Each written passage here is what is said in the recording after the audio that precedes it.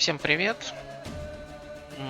Начинаю цикл видео о том, как бороться с различными персонажами в Soul Calibur 6. Начинаем, конечно же, с самого главного и известного неприятного топ-тира Азвеля.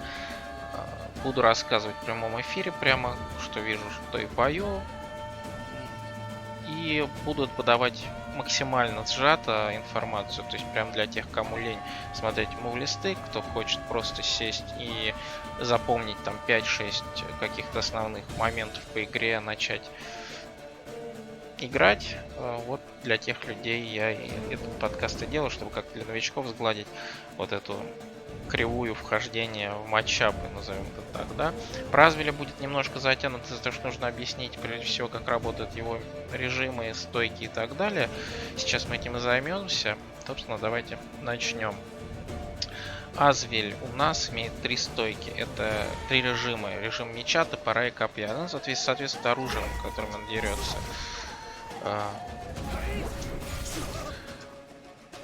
Переходит он в эти режимы, начинает он без какого-либо режима. Переходит он в них, как только он совершает какой-то удар. Чтобы было нагляднее, покажу. Смотрите, обратите внимание на скорость. Эти ашки достаточно медленные, мне кажется.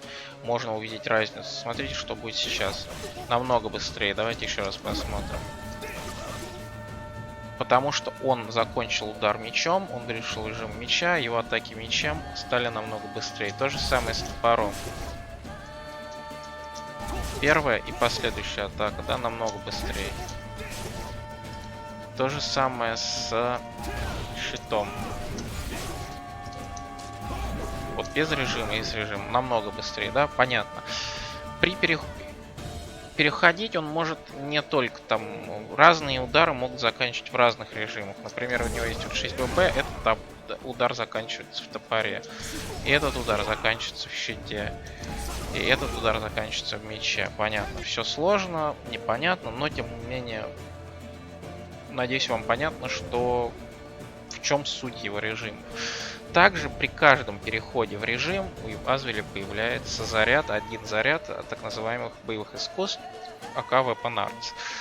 А что это такое? Это особые атаки, которые доступны, как только он перешел в режим, у него этот заряд есть, если он его потратил, он из режима вышел. Ему снова все атаки медленные, снова нужно в режим заходить. Такие у него Weapon Art в мече. Вот такой бросок.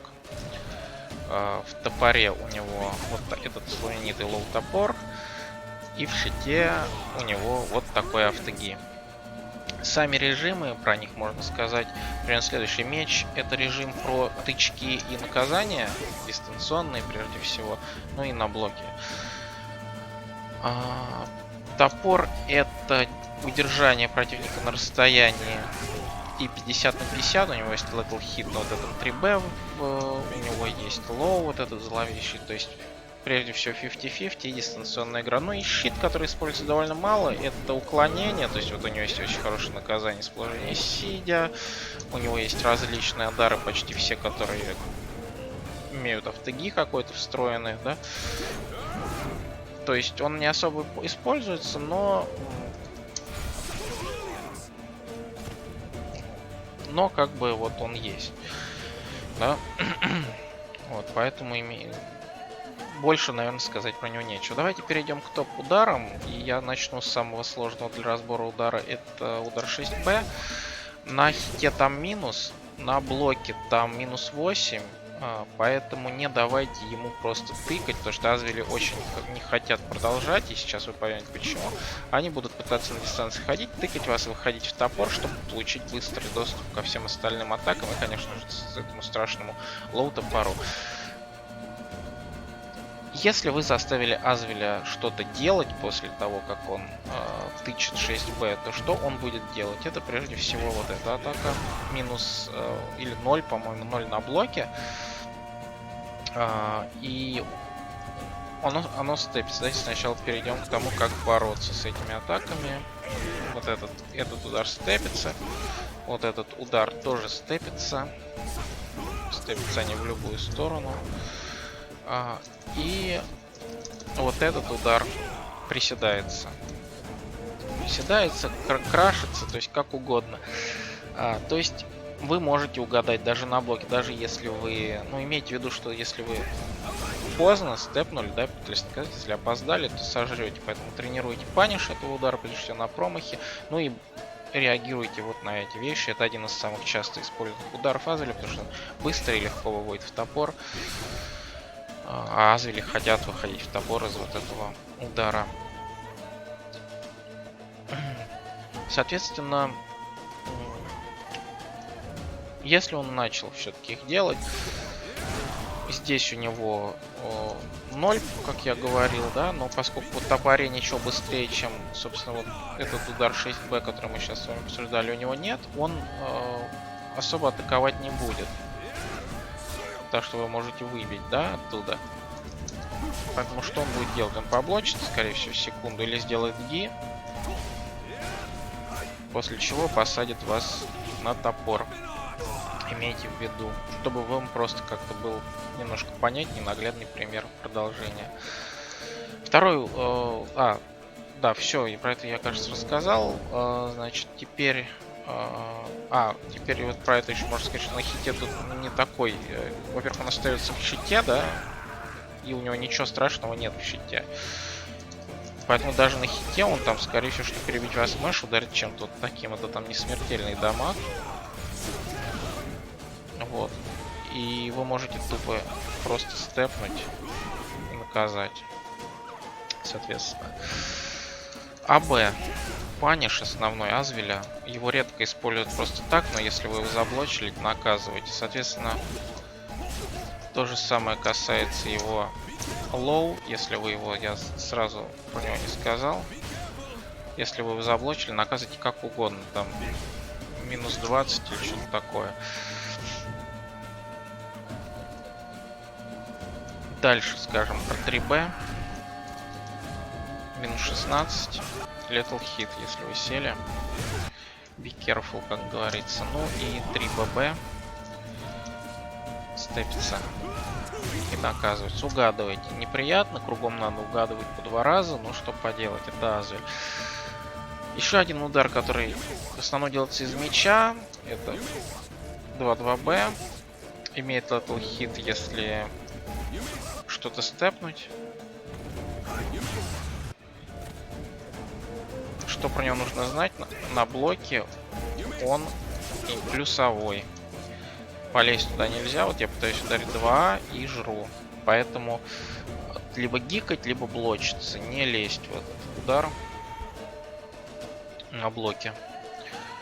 Его не так легко в блок засандалить, поэтому не надо паниковать, что это ужас, но просто плюсовые удары нужно знать. И последнее, о котором я скажу, это немножко больше, чем я хотел.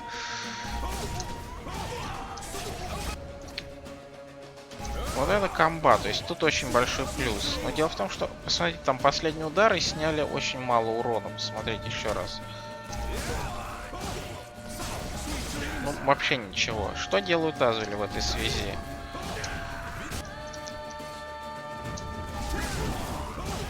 Миксап. И самое страшное здесь то, что вы спиной в огромном минусе, и вы не можете сделать ничего. Ни ги, ни зарядку соулчарджа. Вообще ничего. Только принять этот миксап. Соответственно, если вы попали, не тратьте времени, пытайтесь ничего сделать. Просто угадайте и накажите. Стоит сказать про Soul Charge пару слов. Soul Charge опасен на самом деле даже не как у других персонажей, не какими-то новыми ударами, а тем, что у него есть доступ к бесконечному количеству weapon-артов в любых количествах. Он может вас месить нижним топором сколько угодно раз, хоть 10 подряд, да, то есть пока у него заряжен Soul Charge, он опасен постоянно, у него все атаки быстрые, и у него есть все weapon-арты в любой момент времени. Ну и 2 атаки Soul Charge, которых можно сказать, это вот этот налет, там на блоке, по-моему, плюс 2. И вы, хотя не можете перебить, например, что-то вот такое. Ой, улетел я.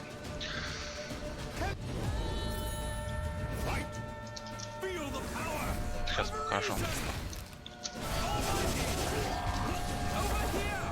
Если полезете, сожрете, да? Но, тем не менее, вы можете степнуть. Как видите, он оказался спиной. И что важно понимать, что он не может, например, сделать просто так топор, там, нижний вам после блока, потому что он может сделать степ 2G и заблочить, ну и аналогичным образом, если он сделал, например, 3B. Ну, то есть это стандартная стратегия для каких-то маленьких минусов, где противник, видите, все вифнуло. То есть я просто сделал степ и блок вниз.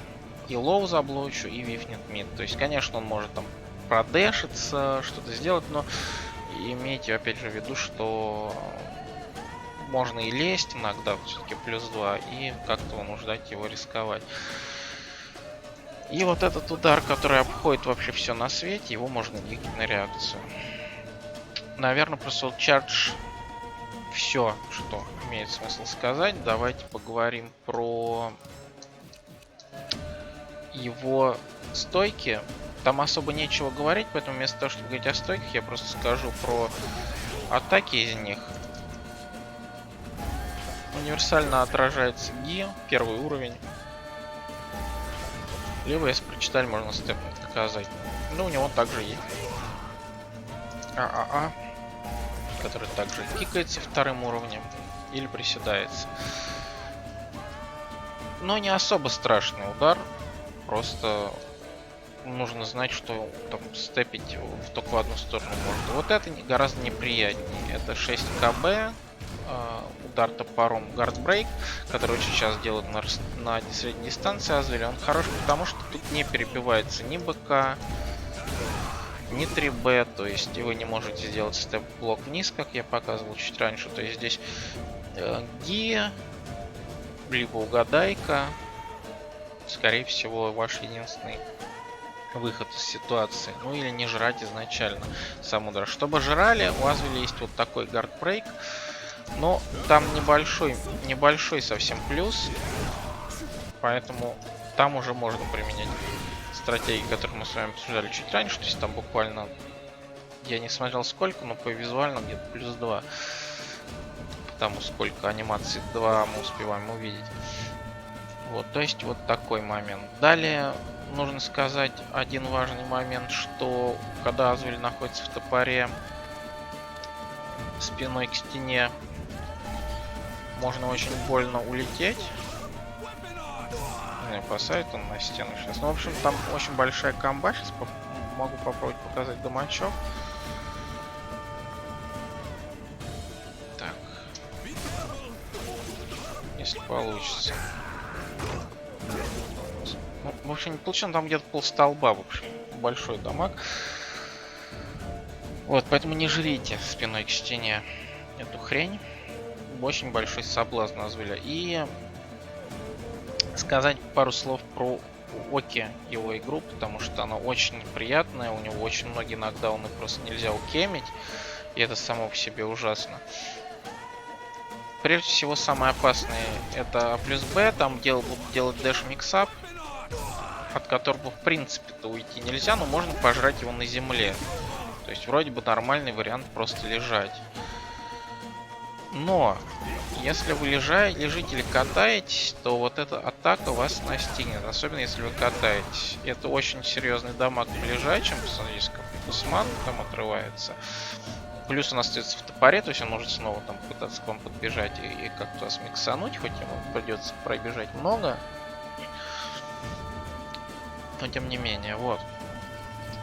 Поэтому нормальная легальная стратегия здесь это просто лежать на земле и реагировать на какую-то анимацию. Удары, которые имеют видимую анимацию, которую вы можете успеть заблокировать, это вот этот вот 9B и вот этот 6-6B. То есть вы смотрите, что вот идет уже удар какой-то, да, и тогда уже встаете в него. Соответственно, если он сделает 3B или БК, да, то вы просто сожжете его на земле, сделаете после этого кеми назад и будете довольны. То есть видите, какая огромная дистанция между вами возникает вследствие. Если же он сделает 3B, то тут нужно знать следующий момент, что после того, как сожрали первый удар, можно сделать Укеми вправо и наказать. Просто если вы будете делать Укеми куда-то еще или поставите блок, то здесь вы заблочите, а в случае с Укеми вы сожрете. Поэтому Укеми вправо после первого блока, после первого хита 3Б на земле, тоже это нужно знать. Оки у него очень неприятные. И, соответственно, либо вы лежите, ждете прыжок, ждете 6-6Б, если видите анимацию, ставите с блоком. Если этого нет, сожрали БК на земле, Укеми назад, сожрали 3Б на земле, Укеми вправо. Очень много информации, но это еще, что называется, минимум, который вам нужно знать. Но еще одни оки, которые чаще всего встречаются. 6ББ. Она гораздо менее мерзкая, потому что там нету возможности у Азвеля вас затрепить вот этим 9Б. Тут уже вы можете его, скажем так, заблочить. Но у него зато есть 6-6Б, которая поймает роллы в сторону. Причем интересная особенность этого нокдауна в том, что если вы не держите блок после катания, то у вас не запустит вот так. А если вы его будете держать, вот я сейчас держу блок, у меня просто откинулся с Укеми назад, тоже рассовет дистанцию. Вот. Ну, в принципе, стратегия точно такая же, просто она отличается тем, что не такой страшный, нету страха сожрать 9Б. То есть вы просто лежите, миксап вы благополучно отжираете на земле и катитесь. 6-6Б вы встаете на реакцию, пытаетесь вставать на реакцию под него. Еще можно сказать, что здесь и 6-6Б, по-моему, если я не ошибаюсь, можно и сделать Гину. Я, к сожалению, подзабыл немножко, надеялся, что и без этого обойдусь. Сейчас попробую. Мне кажется, что можно.